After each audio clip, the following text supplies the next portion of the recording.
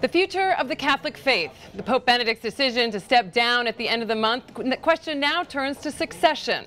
We'll take a look at Pope Benedict XVI's legacy and who are among the early contenders to become the next leader of the Catholic Church.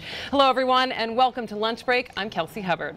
Joining me is Chester Gillis. He is Dean of Georgetown University and a theology professor to talk more about this latest news that Pope Benedict XVI will resign. Thank you for joining me.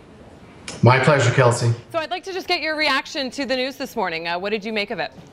I was as surprised, I think, as everyone was. Even papal watchers were surprised by this decision, which was closely held. I would say it was a decision between the Pope and God. And what do you think the next couple of days looks like here as we absorb the news and the Church prepares for conclave? Yes, I think people will be absorbing the news in the Vatican and around the world, and among the cardinals, they'll be absorbing the news and already thinking, oh my goodness, there'll be another conclave and we'll be electing one of our own. So they'll be thinking in those terms, but they won't be in communication with each other until they arrive in Rome, probably in early March. So when you think about Pope Benedict XVI, what comes to mind when you think of his legacy? What do you think that will be? Well, I think it's a dual legacy. History will tell what the legacy really is. It's too early to assess it. But in part, he has shepherded the Church through a very difficult period with the sexual abuse crisis, which really affected the Church morally and its standing and its credibility, and also even financially, severe consequences to this crisis, which was an international crisis. And I think he had to manage all of that, and that was one of the great burdens of this papacy. And the other part is I think he probably leaves behind a more conservative church. Theologically and liturgically, this Pope is quite conservative, and I think that he's enfranchised that element of the church significantly. And do you think it will be taken as a negative thing that he resigned his post rather than living out his life as Pope? We haven't seen this since the 15th century, so certainly it's unusual. No, I think quite the contrary. Actually, I think he'll be hailed for this decision. And I think part of it may have been motivated by his seeing his predecessor, John Paul II, in his declining years and the burdens of the papacy on him, and how he really wasn't able to manage the church at the end. Subsidiaries like Cardinal Ratzinger were helping to run the church at that time. And I think he recognized that and thought, this is probably not good for the church, and it's better if I am to step aside if I don't have the stamina and the ability to lead and to do what I need to do. I think that's a very prudent decision, and I think it sets a precedent for future popes. All right, speaking of future popes, who might we see as the next pope as we begin to take a look at who the contenders are? Who stands out in your mind? Well, I think, first of all, only the Holy Spirit knows for sure who the next pope will be, since it is said that the Holy Spirit will inspire the cardinals to choose the right person.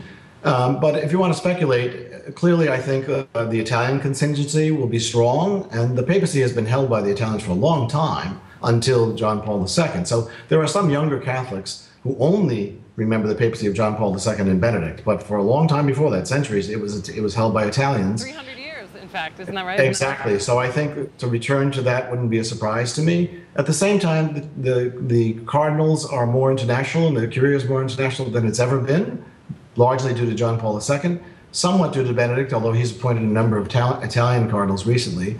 So, and there is talent well beyond Italy, that's for sure. So it's very hard to speculate who will be. It could be anyone. It could be someone we're not thinking about initially. John Paul I, who had a short papacy, was someone people didn't anticipate would be Pope, and he was. So you don't know. And John Paul II was not speculated that highly either. And I understand some names in Latin America and Africa are also emerging quite prominently this morning.